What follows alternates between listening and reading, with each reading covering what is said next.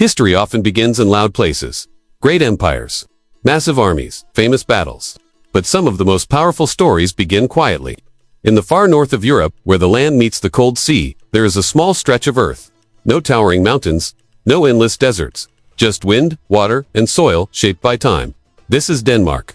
At first glance, Denmark looks small, easy to miss on a world map. But history is not measured in size, it is measured in time. And Denmark has lived many lives.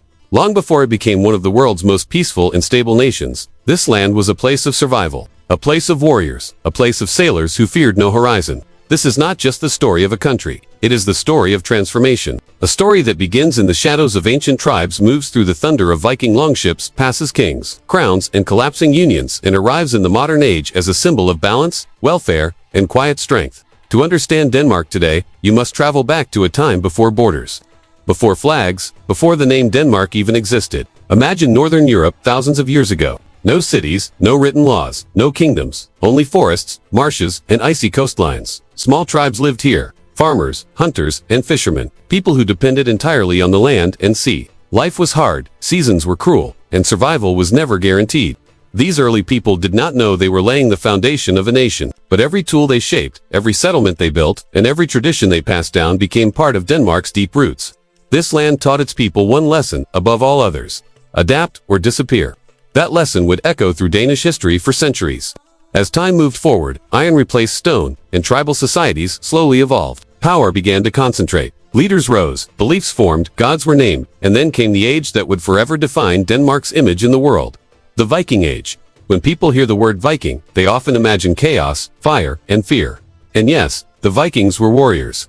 But they were also explorers, traders, and builders. From the shores of Denmark, longships cut through cold waters. These ships were fast, flexible, and deadly. They carried Danish Vikings across the North Sea, into England, France, and beyond. For the rest of Europe, the Vikings were a nightmare. For Denmark, they were a turning point. This was the moment when a small northern land stepped onto the global stage. Danish Vikings did not just raid, they settled, they traded, they mixed cultures, they shaped politics far beyond their homeland. And slowly, something new began to form, a sense of identity. But history never stands still. The Viking Age did not last forever. Christianity arrived, pagan gods faded, warrior culture gave way to kingship and order. Denmark entered the medieval world. This was an age of castles, crowns, and conflict. Kings fought for power, the church gained influence, borders shifted again and again. Denmark grew stronger, then weaker, then strong again. It ruled parts of Scandinavia. It lost them. It united with neighbors. It broke apart. Each rise and fall left scars, but also lessons. Denmark learned that power built only on force never lasts, and unity forced by fear always breaks. These lessons would quietly shape the Danish mindset over time. Fast forward again, Europe is changing. Empires are rising and collapsing. Ideas are spreading faster than armies. People begin asking dangerous questions. Who should rule? Who should have rights? What is a nation? Denmark faced wars, territorial losses, and political pressure. At one point, it lost large parts of its land and influence. For many nations, this would have meant collapse. But Denmark chose a different path. Instead of chasing lost glory, it turned inward. Instead of expanding borders, it strengthened society. This was a critical moment. Denmark began to redefine what strength really meant. The modern age arrived with factories, cities, and new challenges. Poverty, inequality, and unrest threatened stability. Many countries answered these problems with force. Denmark answered with reform. Slowly, carefully, Denmark built something rare. A system based on trust, on cooperation, on shared responsibility. Workers gained rights. Education expanded. Healthcare became a promise, not a privilege. The state was no longer just a ruler, it became a partner. This did not happen overnight. It took decades of debate, compromise, and change. But step by step, Denmark transformed itself from a land of warriors to a nation of citizens. And today, when the world looks at Denmark, it sees something very different from its violent past. It sees one of the happiest populations on earth. One of the strongest welfare systems, a country known for design, democracy, and balance. But this peaceful image did not erase history, it was built on it. The courage of the Vikings, the discipline of medieval kingdoms, the humility learned through loss, the wisdom gained through reform, all of it still lives inside modern Denmark. This is why Denmark matters, not because it is big, not because it ruled the world, but because it shows what long history can create. A nation that learned when to fight, when to change, and when to choose peace. This is not a straight line story. It is a journey full of turns, failures, and rebirths. And in this series, we will travel that journey together. From ancient tribes and Viking sails to kings, constitutions, and the modern welfare state, all the way to Denmark in 2025. This is the story of Denmark, not just how it rose, but how it became what it is today. Let's go back to the beginning. Before there were Vikings, before ships cut through cold seas, before kings, crowns, and borders, there was only ice. A massive white world covered northern Europe. Glaciers moved slowly, shaping the land beneath them. What we now call Denmark did not exist as a country, or even as a clear piece of land. It was frozen, silent, and empty. Then, slowly, the ice began to retreat. Around 10,000 BC, the Ice Age loosened its grip. As the glaciers pulled back, new land appeared, rivers formed, forests grew, animals returned, and with them came people. These were the first settlers of Denmark. They did not arrive as conquerors. They came as survivors. Small groups of hunter-gatherers followed herds of reindeer and elk across newly opened land bridges. They carried stone tools, wore animal skins, and lived close to nature.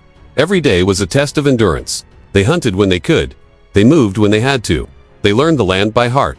There were no permanent homes, yet only temporary shelters made from wood, bone, and hide.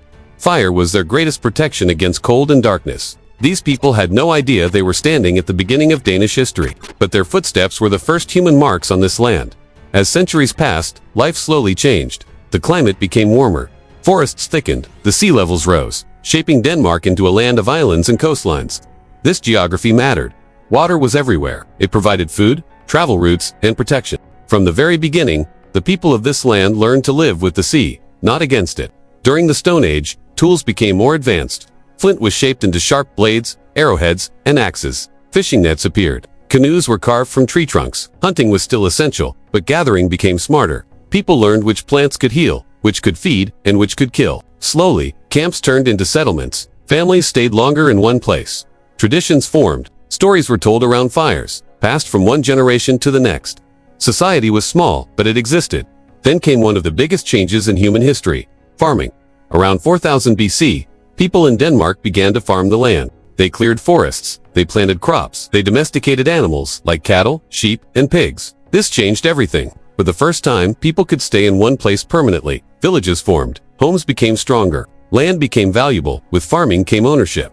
With ownership came social structure. Not everyone had the same role anymore. Some farmed up, some crafted tools, some lead, some protected. This was the birth of early Danish society. Life was still hard. Harvests could fail, winters could kill, but farming created stability, and stability allowed culture to grow. Around 1700 BC, Denmark entered the Bronze Age. Bronze was rare. It had to be traded from far away. This tells us something important. Ancient Denmark was not isolated. Trade routes connected this land to the rest of Europe. Amber from Danish shores traveled south. In return, metal and luxury items arrived from distant regions. Trade created wealth.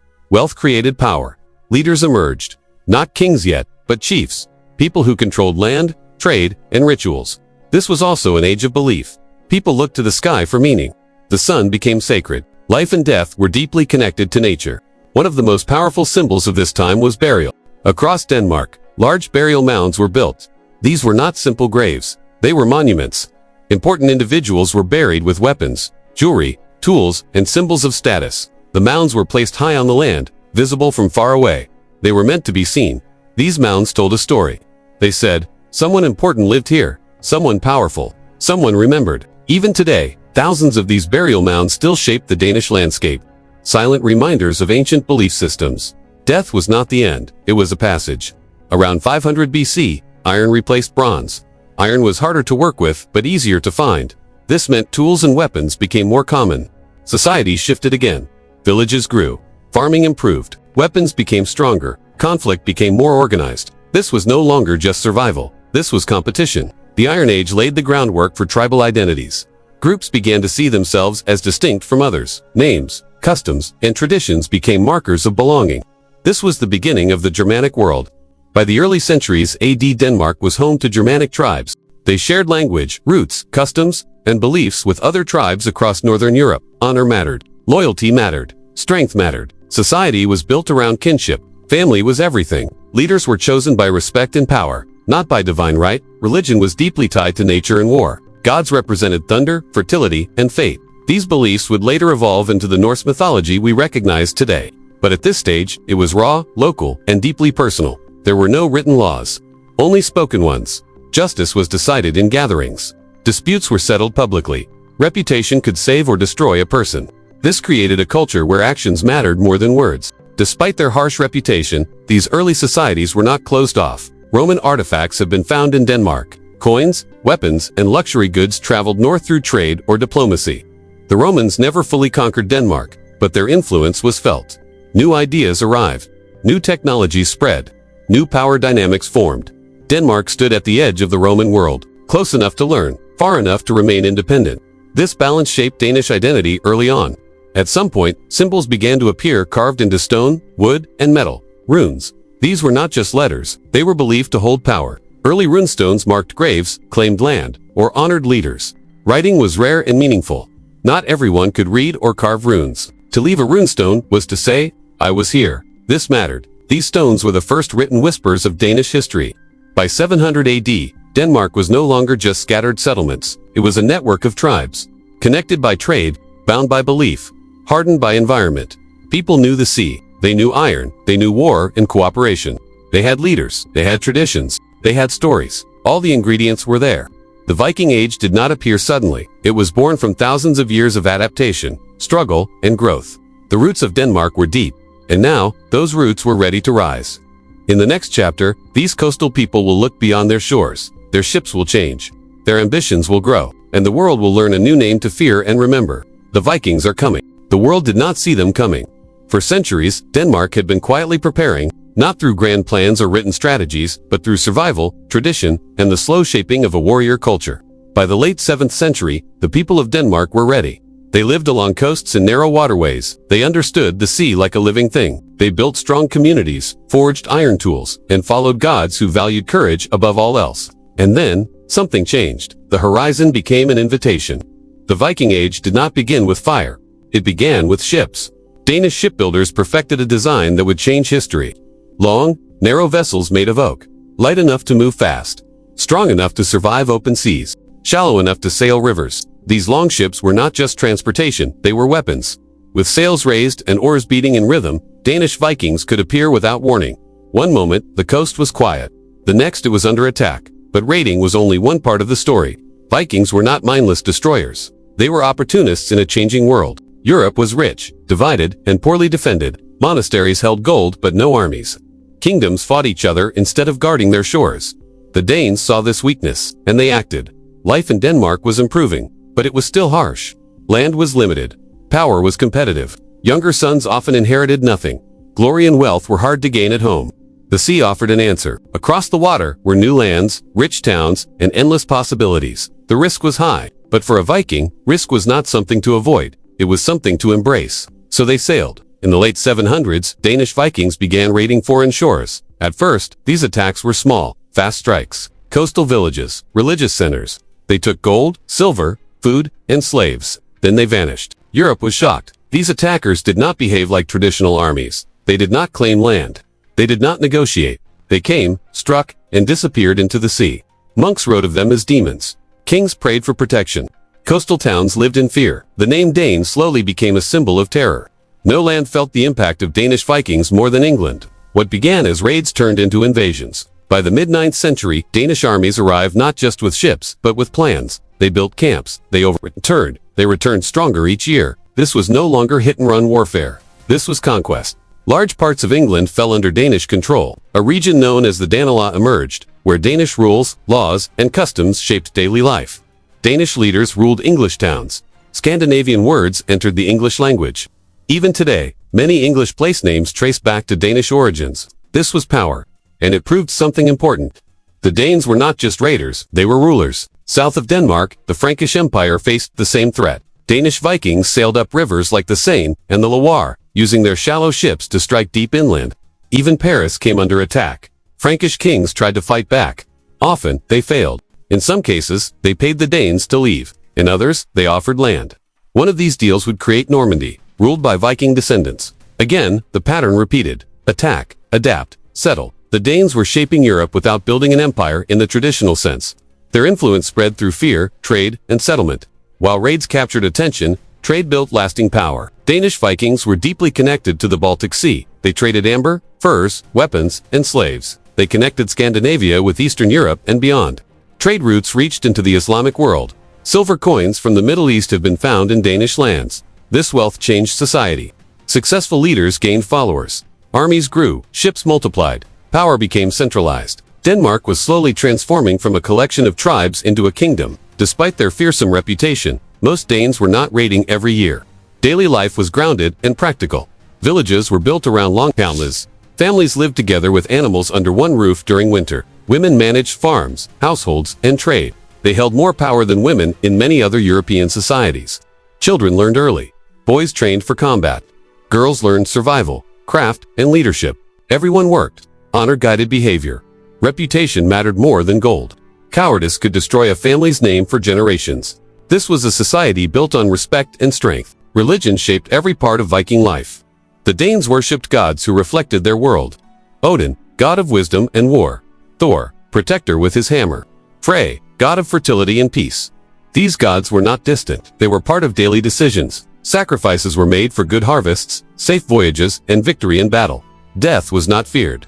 It was prepared for. A warrior who died bravely could reach Valhalla, a hall of eternal honor. This belief made Viking fighters terrifying opponents. They did not run from death. They ran toward glory. By the 10th century, Denmark needed more than warriors. It needed unity. That unity came under a man whose name still echoes today. Harald Bluetooth.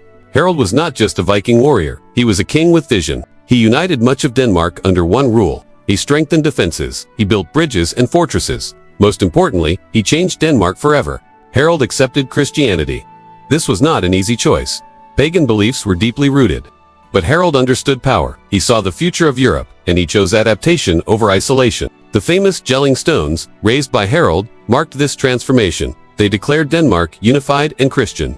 These stones were not just monuments, they were announcements to the world. Denmark had entered a new era. By the early 11th century, the Viking Age began to fade. Europe had adapted. Defenses improved. Christianity spread. Trade became safer and more profitable than raiding. Denmark itself was changing. Kings ruled instead of warlords. Laws replaced vengeance. The sea was still important, but power now came from land and order. The Viking spirit did not disappear, it evolved. The Viking Age left a permanent mark on Denmark. It created a sense of confidence, a belief in resilience, a respect for strength, balanced with strategy. Denmark had proven itself. From a small northern land, it had shaken Europe, its people had crossed oceans, ruled foreign lands, and shaped history far beyond their shores. The age of Vikings was ending, but the nation they built was just beginning. In the next chapter, Denmark will step fully into the medieval world. Kings will rule by law, not just by sword, and the foundations of the Danish state will be tested. The warriors are becoming rulers. The Viking Age did not end with a final battle. It faded, slowly, quietly. The longships still rested along Danish shores. Warriors still carried swords. Old gods were still whispered in forests and fields. But something deeper had changed. Denmark was no longer driven only by raids and glory. It was being reshaped by belief, law, and order. The age of the warrior was giving way to the age of the kingdom. By the mid-11th century, Christianity was no longer just a royal decision. It was spreading into everyday life. Churches began to rise where wooden halls once stood. Crosses replaced carved runes. Priests arrived, speaking of one God instead of many. For ordinary people, this change was confusing. The old gods had been personal. They belonged to nature. They explained thunder, harvest, and war.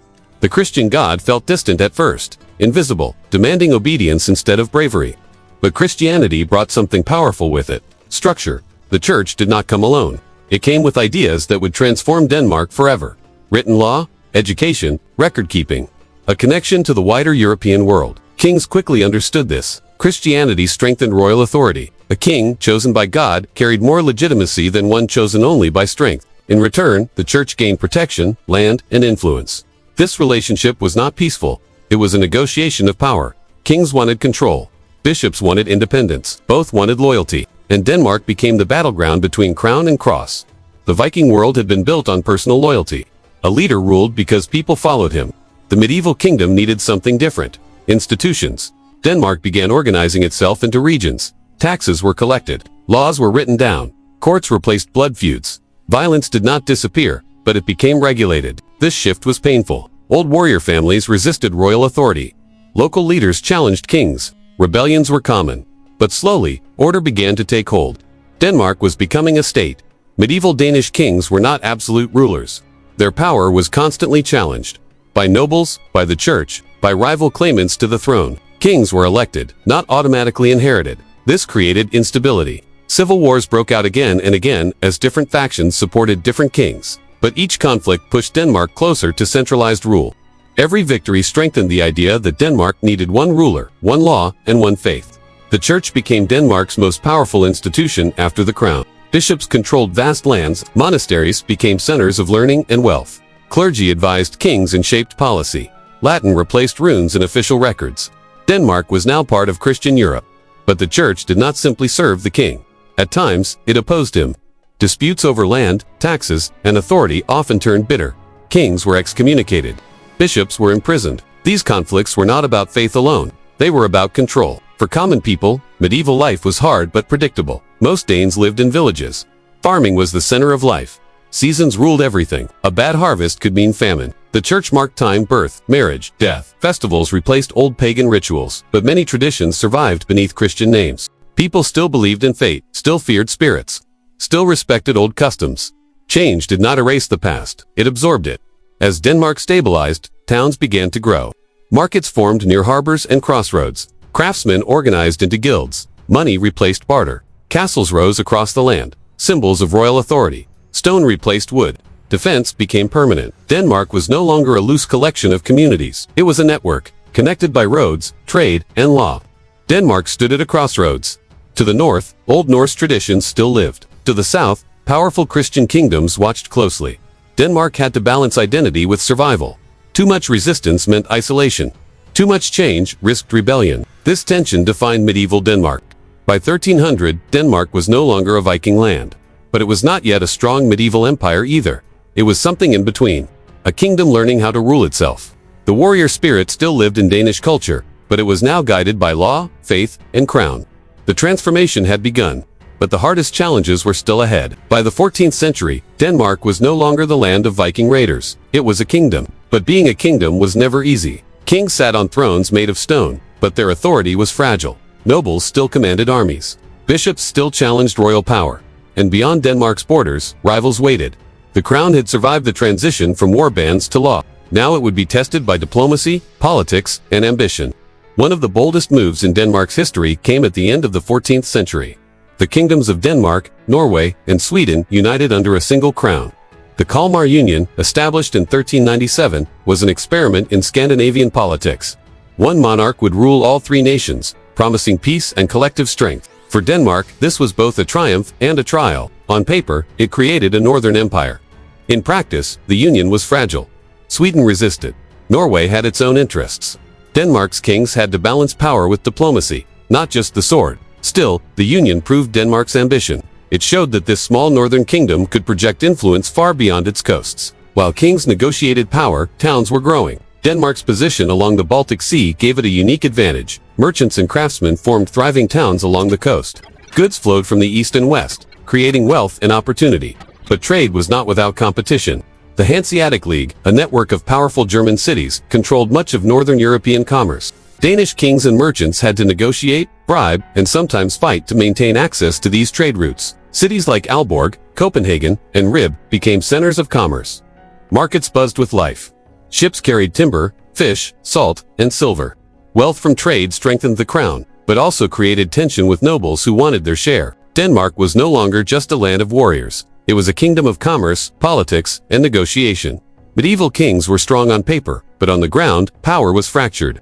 Nobles controlled land, levied taxes, and commanded private armies.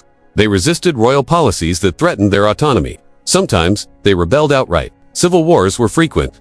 Alliances shifted with marriages and betrayals. The crown had to walk a fine line, balancing punishment with diplomacy. Yet each struggle strengthened the idea of central authority. Every revolt reminded the king that Denmark needed a unified rule, not just a collection of local warlords. External threats also shaped Denmark. Across the Baltic, rival kingdoms and pirates tested Denmark's defenses. Coastal towns were fortified. Castles expanded. Coastal watchtowers warned of attacks from the sea. Denmark's army had evolved. No longer just Viking warriors, it was a professional force trained in defense, siege, warfare, and organized battle tactics. Despite centuries of war, the kingdom learned to endure. It built resilience through strategy, not just brute force. For ordinary people, life was a mixture of old and new. Farming still dominated. Villages survived by producing enough to feed themselves and pay taxes. Festivals and markets became central to social life. Christianity shaped morality, education, and daily rituals. Yet pagan traditions lingered in folklore, seasonal celebrations, and superstitions. People were no longer warriors, but they carried the Viking legacy in their stories, crafts, and courage. The church remained a central force. Bishops held courts, collected taxes, and advised kings. Monasteries preserved knowledge and controlled land. Religion and politics were inseparable. Kings used the church to legitimize power. Bishops used kings to protect influence. Tension was constant, but it forced Danish rulers to grow smarter, more strategic, and more patient. By the 15th century, Denmark had transformed. It was no longer the land of Viking raiders. It was a kingdom of laws, trade, and diplomacy. Its rulers faced internal rebellion, external threats, and shifting alliances. And yet, the monarchy endured. The crown had learned to balance force with negotiation, war with politics, and tradition with innovation. Denmark had moved from a warrior society to a structured, resilient kingdom. The medieval period laid the foundation for the Denmark we recognize today. The Kalmar Union, though unstable, showed ambition. Trade cities connected Denmark to Europe. Wars and internal conflicts taught rulers to govern, not just conquer. Most importantly, Denmark learned to survive in a complex world. From Viking raids to royal courts, the Danish people adapted. They became strategic, disciplined, and forward-looking. The Viking sword had been replaced by the king's law, the longship by fortified castles. But the spirit of Denmark resilient, ambitious, and clever. By the 16th century, Denmark had changed dramatically. The Viking swords and medieval castles were gone. In their place stood royal courts, stone cities, and churches that reached toward the sky. Denmark was no longer just a kingdom. It was part of a European world shaped by religion, commerce, and ambition. The crown was strong, but the winds of change were blowing, and the Danish people were about to be tested in ways that would define their national identity for centuries. In the early 1500s, Europe was in turmoil. The Catholic Church, which had ruled hearts and kingdoms for centuries, was being challenged. Martin Luther's ideas spread like wildfire across the continent. Denmark could not ignore this revolution. The country was deeply Catholic. Bishops owned vast lands. Monasteries controlled education and wealth. But the crown, always alert to the balance of power, saw an opportunity. King Christian III embraced Lutheran ideas. In 1536, Denmark officially adopted the Lutheran Reformation. This was more than a religious change. It was a power shift. The king seized church lands, reduced the influence of bishops, and centralized authority. Churches became instruments of the state, not just places of worship. The people, meanwhile, had to adjust. Monks and nuns disappeared from villages. Old rituals faded. Faith became uniform, but also political. For Denmark, the Reformation was both liberation and control. It strengthened the crown, but also reshaped society's soul. The people had to follow, willingly or not. As Denmark consolidated power, it looked outward. From the 16th century onward, Denmark ruled over Norway, creating the Denmark-Norway Union. This was no small kingdom. It stretched across the North Sea and the Norwegian fjords, controlling trade routes and ports that were crucial to Europe. Copenhagen became the empire's heart. Its streets buzzed with merchants, sailors, and soldiers. Fortifications rose. The harbor teemed with ships carrying fish, timber, and iron to markets in England, Germany, and the Low Countries. Yet ruling an empire was never simple. The distant lands of Norway had their own traditions and grievances. Control required diplomacy, armies, and careful navigation of loyalties. Denmark's leaders learned early. Empire is power but also responsibility. One mistake could ignite rebellion. Denmark's dominance was constantly challenged by Sweden, its ambitious neighbor to the east. The two nations clashed repeatedly across the Baltic. Ports, islands, and trade routes were hotly contested. Battles were fought on frozen lakes in winter, on sandy coasts in summer, and even at sea in small, fast galleys. These wars were brutal. Soldiers were conscripted, villages were burned, families fled. Yet each confrontation shaped the Danish people's identity. Courage and resilience became embedded in national consciousness. Sweden's rise slowly chipped away at Denmark's dominance. Territories that once seemed secure were lost. The feeling of invincibility that had marked the Danish Empire began to fade.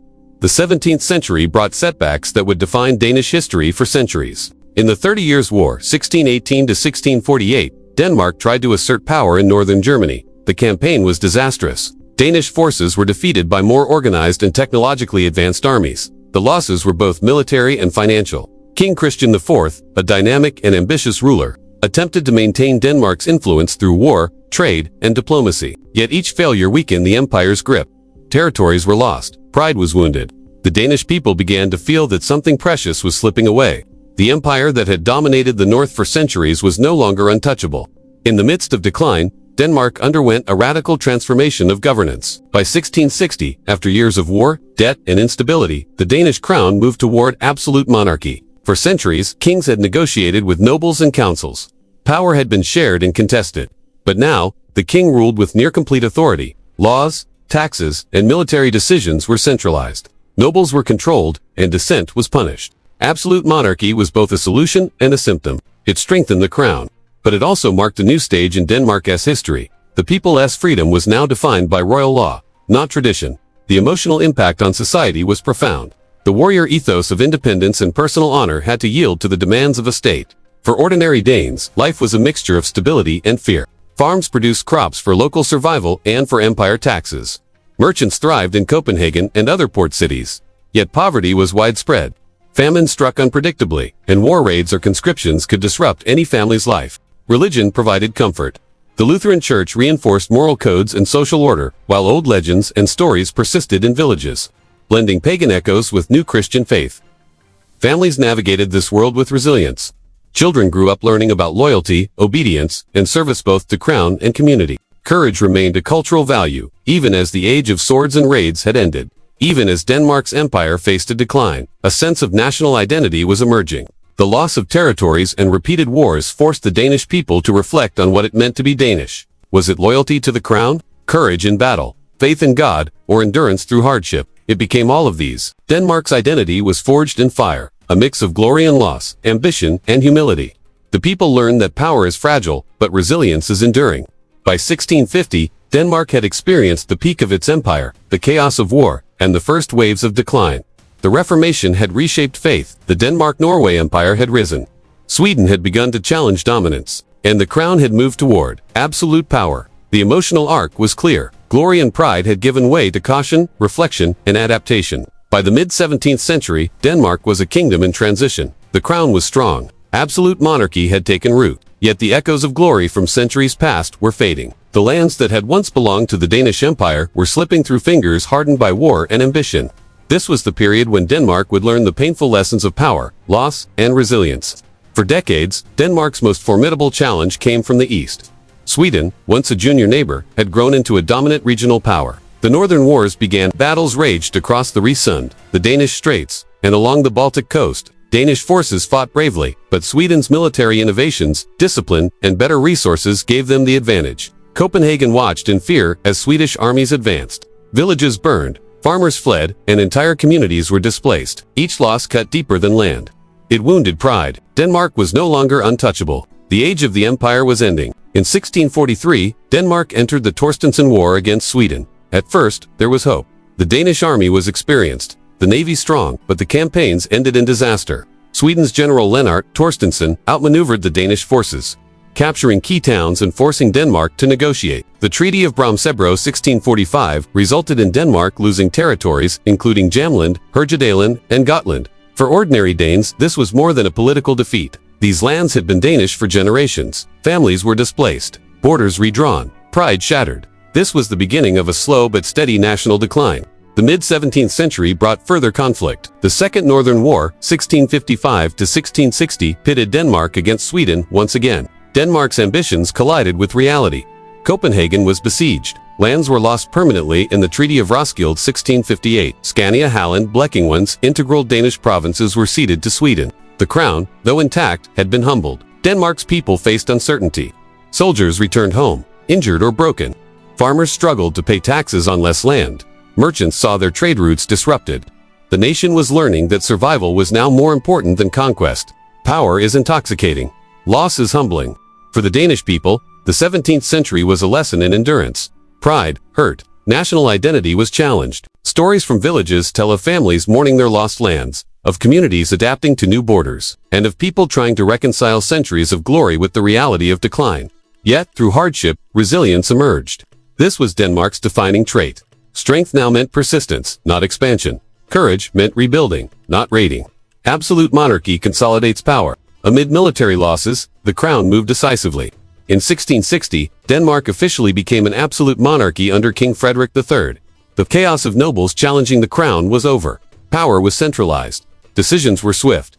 Laws were enforced. The king now controlled taxes, armies, and trade. Nobles were curbed, and the church became an instrument of state policy. This system stabilized Denmark. The people had order, the crown had authority, and the nation, though diminished in territory, was unified politically like never before. Absolute monarchy was the answer to decline. Yet it was also a sign. Denmark had learned that survival required control, not glory. Daily life in late 17th century Denmark was both structured and harsh. Farmers worked lands owned by the crown or nobility, paying taxes that financed armies, fortresses, and naval fleets. Cities grew slowly, becoming centers of trade, craft, and governance. Copenhagen became a hub of administration, culture, and military organization. Religion remained central. Lutheran values dominated schools, courts, and social life. Yet older traditions persisted in festivals, folklore, and rural customs. Reminding the people of their Viking and medieval past, families learned to adapt. Resilience became cultural DNA. Courage was measured not only in battle, but in survival, obedience, and loyalty to the crown. Even as territories were lost on land, Denmark maintained dominance over the Risund Strait, one of Europe's most strategic waterways. Tolls on ships passing between the North Sea and Baltic brought income, trade control, and political leverage. The Danish Navy patrolled these waters, ensuring that foreign powers respected Denmark's maritime authority. The crown understood something fundamental. Loss on land could be offset by control of the seas. Maritime dominance became a cornerstone of national survival and pride. The wars had drained Denmark financially. Taxes increased, crops failed, trade was disrupted. Inflation rose, yet the nation adapted. Markets were reorganized. Port towns became vital hubs of commerce with the Netherlands, England, and Germany. Agriculture improved through better techniques. Craftsmen specialized, creating goods for export. Survival demanded innovation. Decline forced Denmark to reinvent itself economically, socially, and politically. This resilience would define the country for centuries. Loss does not erase identity. Denmark's people still remembered their past glory, the Viking conquests, the medieval empire, and the Denmark-Norway Union. These stories were woven into folklore, songs, and local pride. At the same time, the nation accepted reality. Borders had shrunk, power had waned, pride had been tempered by humility.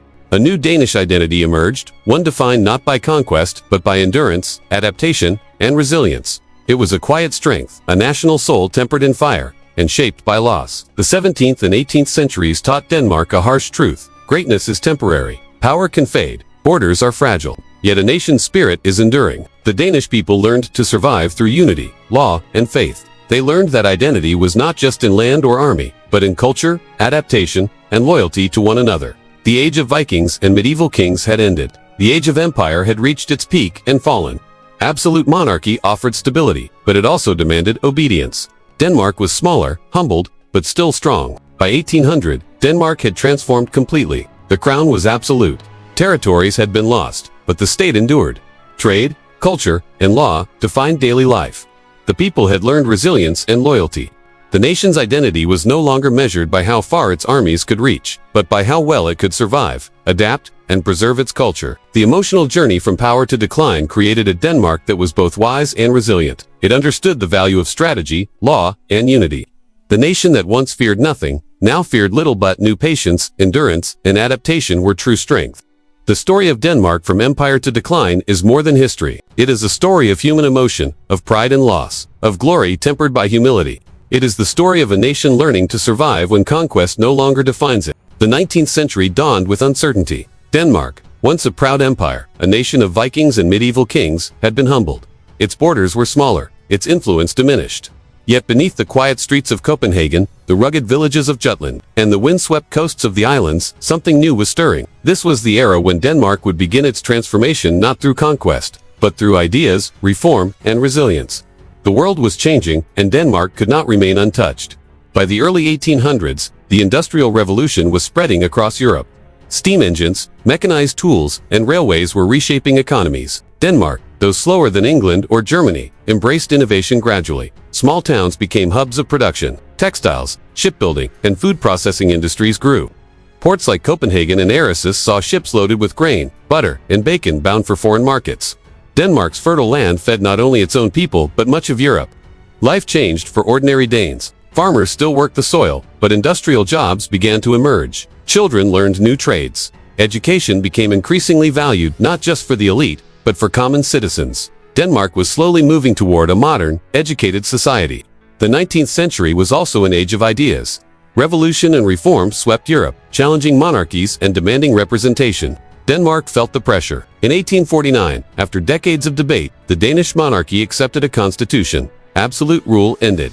For the first time, Denmark became a constitutional monarchy. This was a milestone. Citizens gained political rights. Representation, voting, and parliamentary debate were no longer foreign concepts. The Danish people had a voice. Yet, democracy was fragile. Tensions remained between the crown, emerging political parties, and social classes. But the foundation was laid. Denmark was entering the era of modern governance. Alongside political reform came education and social development. Schools expanded. Literacy increased dramatically. Children learned not only reading and writing, but history, science, and civic responsibility. Social reforms followed. Denmark invested in public health, infrastructure, and urban planning. Poor laws and support systems were introduced. The Danish people were learning something critical. Survival was no longer about swords or forts, but knowledge, organization, and collective responsibility. The 19th century also forced Denmark to grapple with painful national losses. The Napoleonic Wars had already cost Denmark territory and prestige. By 1864, Denmark faced a devastating defeat in the Second Schleswig War against Prussia and Austria. The provinces of Schleswig, Holstein, and Lauenburg were lost forever. For the Danish people, this was more than politics. It was emotional trauma. Families were divided, borders redrawn, pride wounded. Yet from this pain, a new identity emerged. One focused on resilience, adaptation, and unity. The nation's spirit was tempered by loss, just as it had been in the Viking and medieval eras. Despite territorial losses, Denmark flourished internally. Railways connected cities and towns. Steamships strengthened maritime trade. Agriculture modernized with new techniques. Copenhagen became a cultural hub, with theaters, libraries, and newspapers shaping public debate and civic life. Artists, writers, and thinkers contributed to a national narrative that balanced pride and heritage with forward-looking optimism. Denmark was no longer just a survivor. It was beginning to thrive. By 1914, Europe was engulfed in the Great War. Denmark, however, made a conscious choice: neutrality. This decision was not easy. The nation had to navigate pressure from Germany to the south and Britain and France to the west. Trade, security, and public opinion were all at stake. Denmark's neutrality was a survival strategy. It protected the people from the devastation of trench warfare. Yet it also required careful diplomacy, constant vigilance, and a willingness to make difficult compromises. Neutrality became a hallmark of Danish strategy, a lesson in pragmatic survival. During this period, Danish society became more urban. Cities like Copenhagen, Aarhus, and Odense grew rapidly. Factories, schools, hospitals, and public buildings reshaped the skyline. Urbanization brought new challenges. Poverty, sanitation, and political unrest emerged alongside opportunity and growth. Yet Denmark addressed these issues with reform and foresight. Policies were enacted to improve living conditions. Public education expanded. Labor unions and civic organizations formed, giving ordinary citizens a voice. The nation that had once relied on swords now relied on ideas, law, and social cohesion. Even in times of loss and challenge, Denmark maintained its identity. Folklore, literature, and history were preserved and celebrated. Schools taught Danish history, from Viking glory to medieval resilience and modern reform. The people were reminded that while borders could change, culture, language, and shared values endured. Denmark's survival, after centuries of conquest, loss, and rebuilding, became a source of pride. The narrative of endurance was as important as any victory on the battlefield. As the 20th century approached, Europe was entering a period of unprecedented turmoil. Political alliances shifted, technology advanced rapidly, and global conflicts loomed on the horizon. Denmark, a small nation with a long memory of survival, understood that resilience and strategy would again be essential. The nation had endured Viking raids, wars with Sweden, empire, territorial loss, and the challenges of modernization. It had survived, adapted, and laid the foundations for a modern, cohesive, and democratic society. Yet the lessons of neutrality, reform, and national identity would soon be tested as the world marched toward World War II. By 1914, Denmark was no longer a Viking or medieval kingdom. It was a modern nation, industrialized, educated, politically structured, and culturally resilient. It had survived wars, territorial loss, and the pressures of modernization. The world had changed. By the end of World War I, Europe was fractured. Empires had collapsed. Borders were redrawn. The old order, so painstakingly rebuilt after centuries of Danish decline, faced a new kind of challenge: modern warfare, ideology, and occupation. Denmark, small but resilient, had survived the first global conflict intact. Its neutrality had spared its cities, its economy, and its people from the horrors of trench warfare. But neutrality alone would not shield it forever. The 1920s and 1930s were decades of rebuilding, reform, and cautious optimism.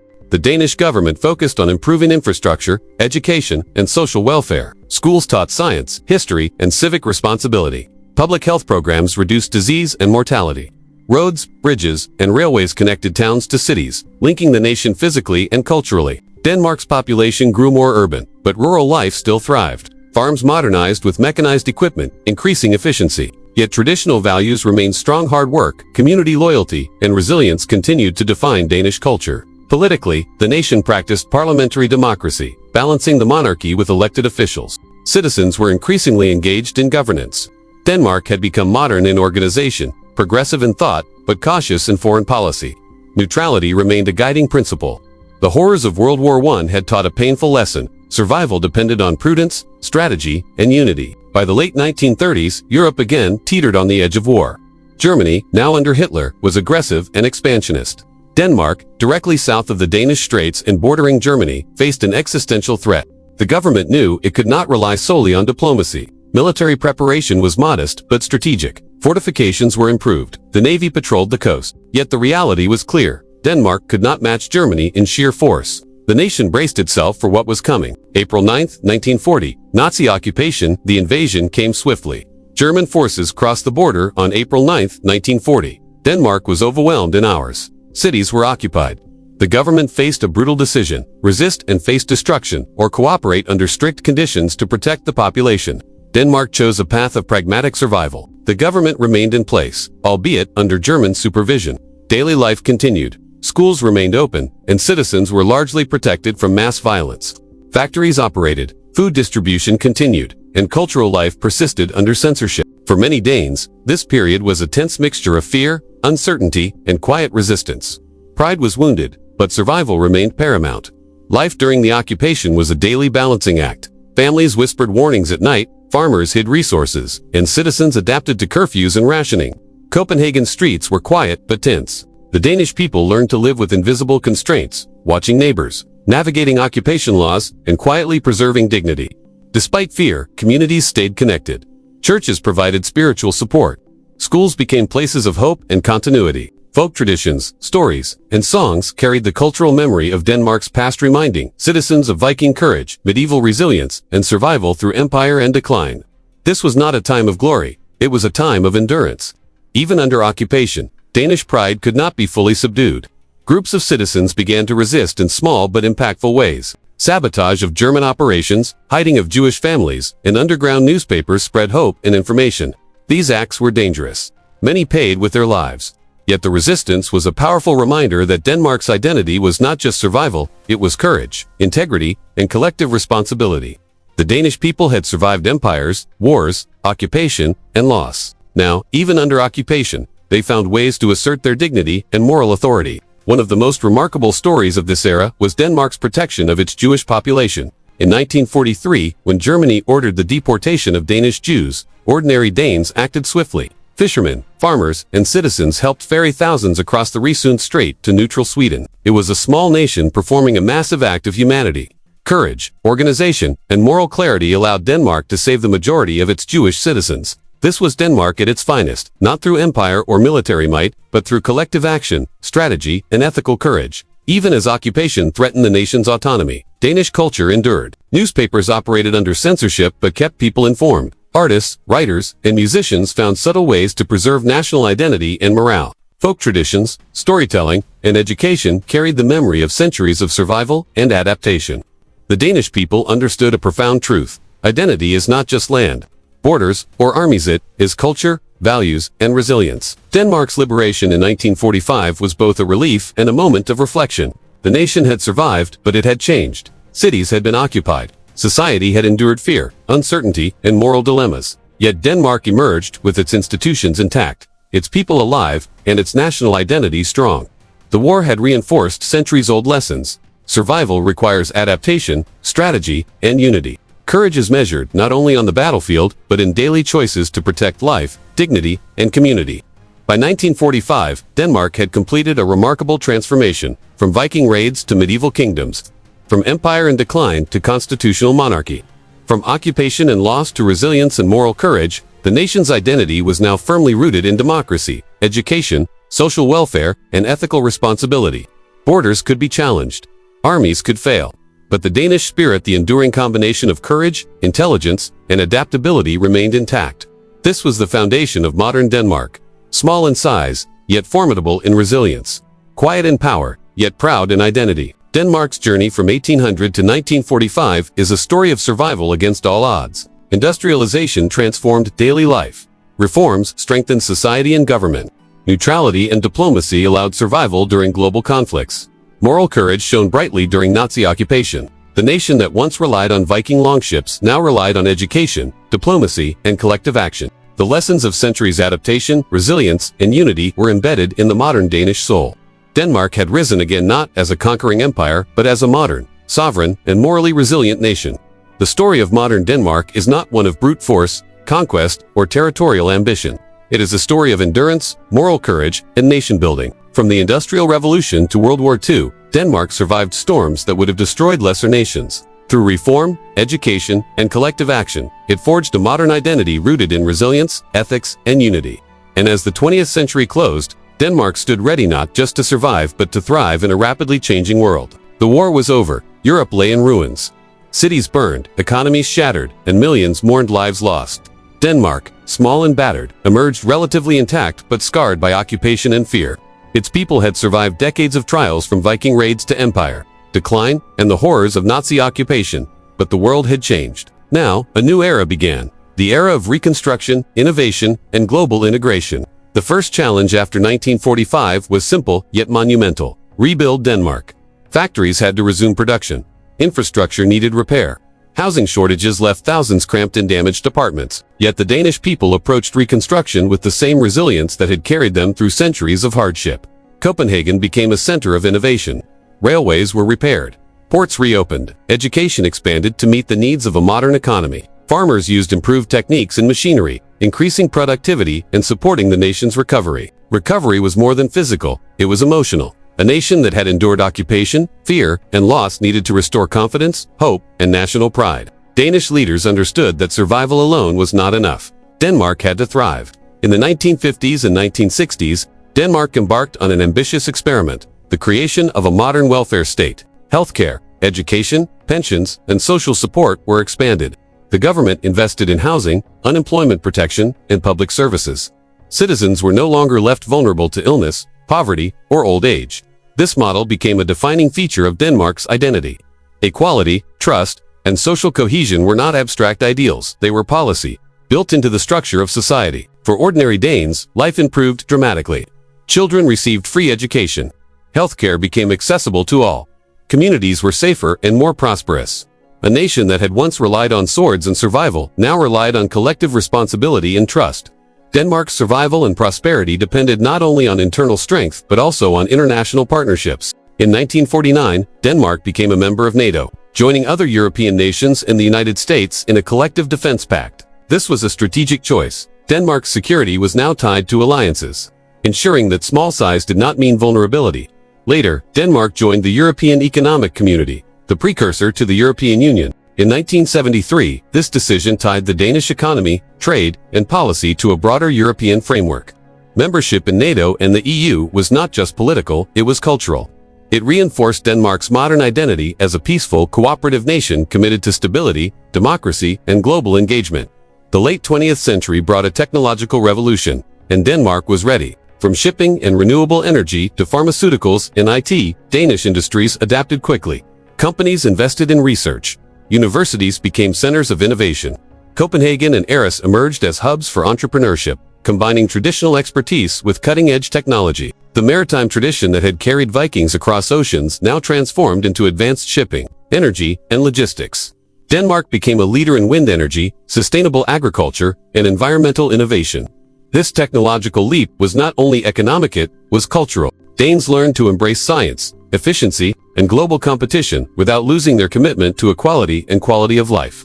Denmark's commitment to the environment became one of its defining characteristics in the 21st century. Wind farms rose along coasts. Cities invested in sustainable transport. Copenhagen became known as one of the greenest cities in the world, with bicycles outnumbering cars and renewable energy powering households. This focus on sustainability reflected a national ethos. Survival was no longer just about enduring war or economic hardship. Survival now meant protecting the planet, building resilient communities, and planning for the future. The world took notice. Denmark's environmental model became a global benchmark, blending innovation with social responsibility. Education remained a pillar of Danish identity. From primary schools to universities, education focused on critical thinking, creativity, and civic responsibility. Social mobility improved. Women gained greater access to education and the workforce. Minorities and immigrant communities were increasingly integrated into society. Social reforms went hand in hand with education. Gender equality, healthcare, and welfare policies reflected Denmark's commitment to progressive values and human rights. By the early 2000s, Denmark had one of the highest literacy rates, life expectancy, and social equality indices in the world. The world began to recognize Denmark not for conquest or power, but for something deeper, happiness and quality of life. Surveys and studies consistently ranked Denmark at the top of global happiness indexes. Why? A strong welfare state that protected citizens. Education and healthcare accessible to all. Low corruption and high trust in government. Work-life balance and cultural cohesion. Denmark had achieved what centuries of struggle, survival, and reform had aimed for. A society that valued well-being, equality, and dignity over territorial ambition. By 2025, Denmark had become a symbol of peaceful progress. Copenhagen's streets hummed with innovation and culture. Museums preserved Viking and medieval heritage alongside contemporary art. Festivals celebrated music, literature, and community. Danes carried centuries of history in their DNA, pride tempered by humility, courage tempered by wisdom. Globally, Denmark was respected for diplomacy, sustainability, and culture. Its influence was soft but significant, shaping environmental policy, international cooperation, and human rights. The Danish people, once raiders, then empire builders, then survivors, now led the world in quality of life, civic responsibility, and ethical governance. Denmark's economy in 2025 is a testament to adaptation and foresight. Shipping and maritime trade remain central. Renewable energy exports make Denmark a global leader. Technology and pharmaceuticals drive innovation. Small businesses thrive alongside multinational corporations. The economy is stable, resilient, and globally integrated. It reflects centuries of learning. Denmark survived wars, empire decline, and occupation by embracing knowledge, innovation, and cooperation. The story of modern Denmark is not just about policy or economy, it is about human spirit. Centuries of challenge Viking raids, empire decline, occupation, taught resilience. Reforms, education, and welfare transformed survival into opportunity. Engagement in NATO and the EU ensured security and global integration. Innovation, sustainability, and happiness reflected cultural maturity. The emotional arc of Denmark is clear, from survival and adaptation to flourishing and influence, from fear and loss to pride and global recognition. Today, Denmark stands as a model of peace, progress, and social cohesion. Its people enjoy freedoms, rights, and a quality of life unmatched in much of the world. Its culture blends history and modernity. Its economy balances sustainability with innovation. Its government ensures security, fairness, and opportunity. From the first settlers after the Ice Age to Viking warriors, medieval kings, industrial reformers, and wartime survivors, Denmark has always adapted. 2025 is the culmination of that journey, a small nation with a huge legacy, not through power or conquest, but through resilience, ethics, and ingenuity. Denmark's story teaches something universal. Great nations are not defined only by armies, borders, or wealth. They are defined by the spirit of the people, the values they uphold, and the systems they create to ensure survival, fairness, and happiness. Denmark has survived 12,000 years of change. Ice Age settlers, Viking warriors, medieval kings, empires, decline, occupation, and modernization. Each era tested the nation in different ways. Today, Denmark is small in size, but mighty in example. Peaceful, progressive, and globally respected. It shows that true strength lies in adaptation, unity, and the courage to create a better future. The story of Denmark from 1945 to 2025 is the story of modern nationhood, survival after global conflict, creation of a welfare state and democratic society, engagement in international alliances, cultural, technological, and environmental leadership. From conquest to resilience, from decline to modern prosperity, Denmark has completed the arc of its long history, a nation that has learned to thrive, not through domination, but through progress, justice, and the enduring strength of its people. The story of Denmark stretches across millennia from the earliest settlers emerging, from the Ice Age to the Vikings whose long ships carved fear across distant shores, from the medieval kings who built empires to the modern citizens shaping a nation admired across the globe. Every era tells a story, and every story carries a lesson. History is not simply a record of events, it is a living, breathing narrative of human resilience, adaptation, and vision. Denmark's story, above all, is a testament to how a nation can evolve from conquest to compassion, from power to peace. Looking back, it is easy to be captivated by the drama of the past. The Viking raids, the battles with Sweden, the rise and fall of empires, the upheavals of wars and occupation. Yet the true fascination lies not only in these events, but in how they shaped the soul of a people. Each hardship left a mark, each victory instilled pride, and each loss built wisdom. The Danish nation has learned that power is not measured solely by the breadth of territory or the size of armies, but by the courage to survive, the foresight to adapt, and the willingness to embrace values that sustain life, society, and culture. The transformation is striking. From Viking warriors who relied on force and fear, Denmark evolved into a medieval kingdom, balancing faith, law, and governance. The empire that stretched across the seas eventually gave way to decline, as wars, territorial loss, and political upheaval humbled the nation. And yet, from that very decline, Denmark built its character. It learned that true strength lies not in expansion, but in unity, resilience, and moral courage. The people understood that survival required more than swords. It required vision, cooperation, and ethical fortitude. The lessons of the modern era only magnify this truth. After the devastation of World War I and the cautious neutrality that preserved the nation, Denmark embraced reform, education, and social development. The welfare state became a model of how a society could care for its citizens, ensuring that wealth, opportunity, and dignity were shared, not hoarded. The nation that once relied on conquest now relied on knowledge, policy, and social responsibility. Industrialization and technological advancement transformed lives. But it was the values embedded in Danish society, equality, education, and ethical governance that defined its progress. Denmark's story reminds us that prosperity and moral courage are intertwined, that the strength of a nation is measured not by the battles it wins, but by the society it builds. The darkest chapter came during the Nazi occupation in World War II, when the Danish people faced existential threats, fear, and moral dilemmas. And yet, even in this shadow, Denmark's character shone through. Ordinary citizens hid families, resisted oppression, and preserved human dignity under impossible conditions. The rescue of thousands of Jewish citizens, organized quietly yet effectively, became a testament to national courage, strategic thinking, and ethical action. History shows that true bravery is not measured in swords or armies, but in the quiet, decisive actions that protect life, uphold justice, and preserve humanity. Denmark's story of occupation is not one of defeat, but of dignity, collective courage, and the triumph of moral values over brute force. As Denmark rebuilt after the war, the nation embraced a vision of modernity and progress that is unmatched. The welfare state flourished, social equality expanded, and democratic institutions matured. Denmark joined NATO, integrated into the European Union, and positioned itself as a peaceful, responsible, and globally respected country. From wind farms along the coasts to thriving urban centers. From education that empowers all citizens to healthcare that safeguards the vulnerable. Denmark exemplifies how a society can combine progress, prosperity, and ethical governance. The lessons of centuries past, the importance of adaptation, unity, and moral courage found their fullest expression in the Denmark of today.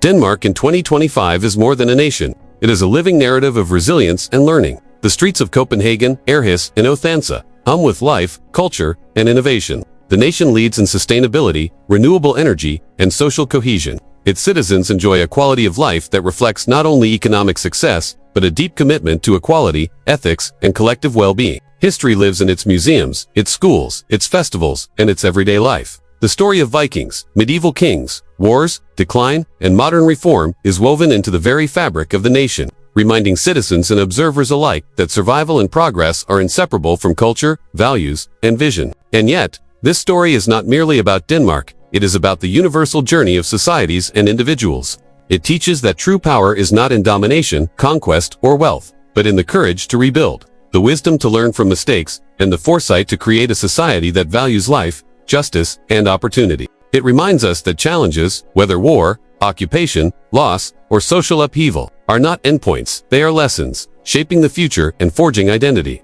Denmark's journey shows that a nation, no matter how small, can rise above adversity and leave a mark on the world through principles, ethics, and resilience. Reflecting on this history invites us all to consider our own lives and communities. What does it mean to be strong? Is it measured by the battles we win, the possessions we hold, or the power we command? Denmark's experience suggests that true strength lies in the courage to care, the wisdom to act ethically, and the vision to build for the long-term well-being of society. It lies in the recognition that progress is measured not by temporary victories, but by enduring values in the quality of life we create for ourselves and others. From the settlers of the Ice Age, to Viking warriors, to modern citizens, the lesson remains. The greatest legacy is one of survival, learning, and moral courage. As we close this story, we are reminded of the timeless connection between past and present. The struggles of 1,000 years ago echo in the decisions we make today. The courage of those who came before us inspires our actions. And the vision of Denmark in 2025, a nation peaceful, prosperous, and progressive, demonstrates what can be achieved when resilience, wisdom, and ethics guide the course of history. History is not just a story. It is a guide, a teacher, and a mirror reflecting what is possible when a people commit themselves to learning, adapting, and building a better future. Denmark's history is also a personal reminder. Watching the images of the past, the Viking ships, the medieval castles, the occupied streets, the rebuilding cities, we see how the choices of ordinary and extraordinary people shaped a nation. Their courage, creativity, and endurance offer lessons for us all. In our own lives, we face challenges both small and great. Denmark teaches that with vision, moral courage, and collective effort, we can overcome adversity and shape a future worth living.